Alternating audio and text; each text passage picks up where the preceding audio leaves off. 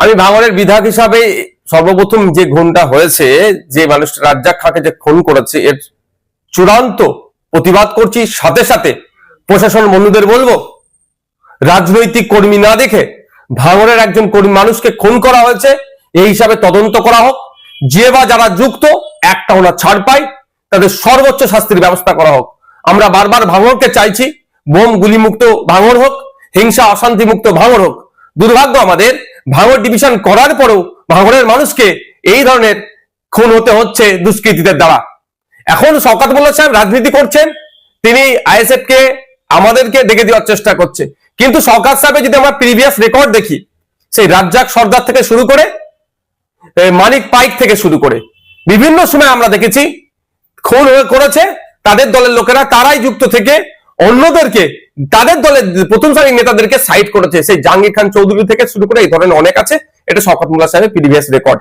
এখন এই খুনটার কারণ কি হতে পারে? আমি সকালে কয়েকটা ফুটেজ দেখছিলাম পরিবারের লোকজনের, তারা কেউ দাবি করছে ওই দিন 3 জন ছিল, যখন তাকে খুন করা হয় 2 জন তাকে ছেড়ে চলে গিয়েছে। এখন একটা সন্দেহ থেকে যাচ্ছে। সাথে সাথে আজকে আর একটা ভিডিও ফুটেজ দেখলাম, পরিবারের লোকজন সরাসরি বলছে এটা গোষ্ঠীদ্বন্দ্বের শিকার হয়েছে। এবং বাস্তবিক কথা, আমি যতটুকু খোঁজ নিলাম, ওই অঞ্চলে ওই যেখানে বাড়ি যে ছেলেটিকে খুন করেছে, ওখানে আইএসএফ বা বিরোধীদের সাথে ওর সম্পর্ক খুব একটা খারাপ ছিল না। কিন্তু আমি যতটুকু খবর পাচ্ছি, এই লোকটি যাকে খুন করেছে ওরা, আপনার একদা সময় আরাবুল ঘনিষ্ঠ ছিল, প্রেসার দিয়ে চাপ দিয়ে এখন শওকত ঘনিষ্ঠ করেছে। এবার এই সুযোগটা কে নিয়েছে, এটা তদন্ত সাপেক্ষ। একাধিক ইকুয়েশন উঠে আসছে এই খুনের রহস্যের পিছনে, তবে সবটাই সমাধান করতে পারবে প্রশাসন, ইনভেস্টিগেশন অফিসার। আমি আশা করব নিরপেক্ষতা বজায় রেখে এটা তদন্ত হোক। আর সাথে সাথে এটাও বলে রাখছি, পরিবারের সাথে আমি যোগাযোগ করার চেষ্টা করছি, পরিবারের সমর্থন নেব।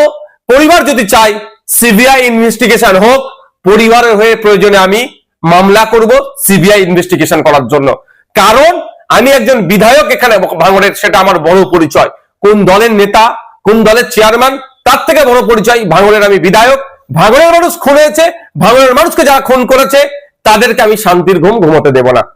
আর সাথে এটাও বলছি, যদি এটাকে রাজনৈতিক চক্রান্ত হয়ে বিরোধীদের উপরে দমন পীড়ন বা সাধারণ মানুষকেও যদি ডিস্টার্ব করার চেষ্টা হয়, আমি সেই পরিবারগুলোকে সাথে নিয়ে সিবিআই তদন্ত হবে, সিবিআই তদন্তের জন্য বা বিচার বিভাগের তদন্তের জন্য কোর্টের দ্বারস্থ হব।